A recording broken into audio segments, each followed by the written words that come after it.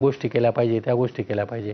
आणि एक आपण सर्वसामान्यातला आहे त्याच्यामुळे आपल्याला जाणीव आहे आणि नक्कीच त्याचा उपयोग होईल असं मला वाटतंय. आता असं आहे की शाळेमध्ये असताना तुम्ही खूपदा प्रश्न विचारले असणार आहेत मुलांना. हो. आता इथं असं आहे की इथं पल्लवी आहे, जिला तुम्ही विद्यार्थिनी म्हणून पण प्रश्न विचारले असतील आणि घरामध्ये मुलगी म्हणून पण शेकडो प्रश्न विचारले असतील.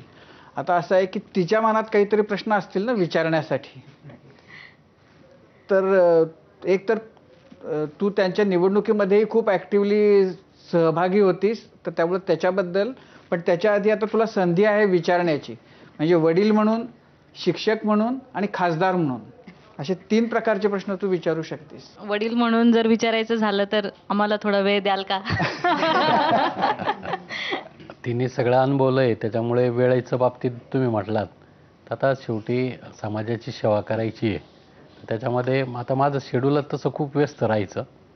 त्याच्यामुळे तब्येतीकडे दुर्लक्ष होतं, घरच्याकडे दुर्लक्ष होतं.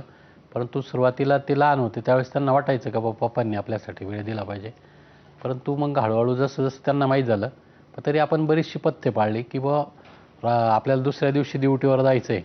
राजकारणामध्ये खूप उशिरापर्यंत लोक काम करतात, जागतात, नको त्या गोष्टी करतात. तर ती पथ्ये आपण आपल्या आयुष्यामध्ये पाळली. एक ठराविक म्हणजे आणि सगळ्यांना माहिती तिथे की 7:30, 8 किंवा जास्तीत जास्त 8, 8:30, 9 वाजेपर्यंत भगरे सर घरी जाणार म्हणजे जाणार.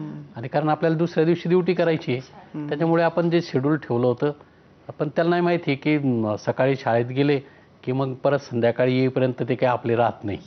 शाळेत गेले, शिक्षक झाले, तिकडे गेले राजकारण, पण घरी आल्यानंतर जेवढा वेळ देता येईल तेवढा वेळ देण्याचा आपण प्रयत्न केला. जे करायचं आहे आता मी तुम्हाला सांगितलंय ते जिथं जायचं तिथं प्रामाणिकपणे करायचं हे डोळ्यासमोर ठेवलंय, ते पाहत आले. त्याच्यामुळे त्यांनाही सगळ्या गोष्टीची जाणीव आहे.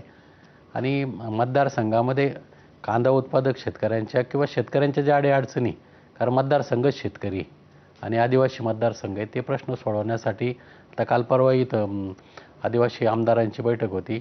त्या ठिकाणी जाऊन एक आपण त्या भागाचं प्रतिनिधित्व करतो, त्यामुळे आपली जबाबदारी त्या भागाचे प्रश्न सोडवण्याची. ते करण्यासाठी आपल्याला जे जे करावं लागेल ते तर शेवटी आपली जबाबदारी म्हणून करणारच आहे. आणि स्वतः आपण शेतकरी आहे, त्या समाजाचे आहोत आणि म्हणून तर मोठी जबाबदारी असं मला वाटतं. सर, ज्याप्रमाणे तुम्ही उल्लेख केला, कांदा प्रश्न महत्त्वाचा आहेच, पण त्याबरोबर आरोग्याचा प्रश्न देखील मतदारसंघात फार महत्त्वाचा आहे. तर निवडणूक प्रचारादरम्यान आमचे जयवीरू तुम्हाला भेटण्यासाठी आले होते. त्यावेळी तुम्ही उल्लेख केला की आधीच्या खासदारांनी म्हणजे तत्कालीन खासदारांनी एवढ्या वर्षात मेडिकल कॉलेज असेल किंवा एक सुसज्ज हॉस्पिटल देखील निर्माण केलं नाही.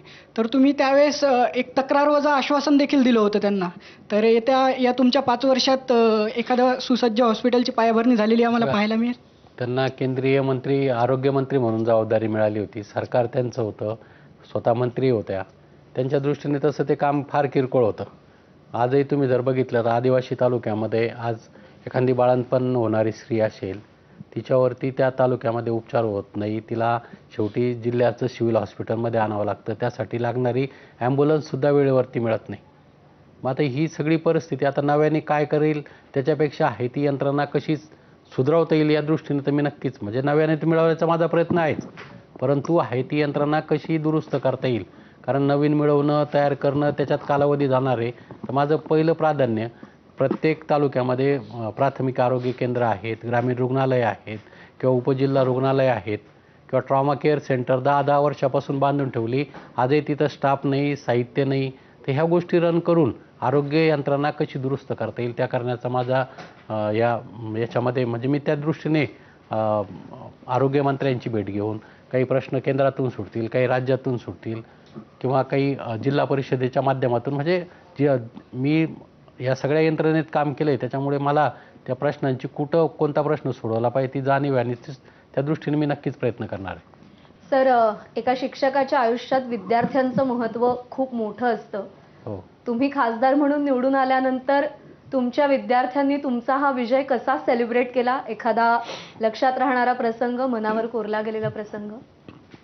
आता तसं निवडणुकीच्या काळामध्ये अनेक म्हणजे माझ्या तशा विद्यार्थ्यापेक्षा विद्यार्थिनी माझ्या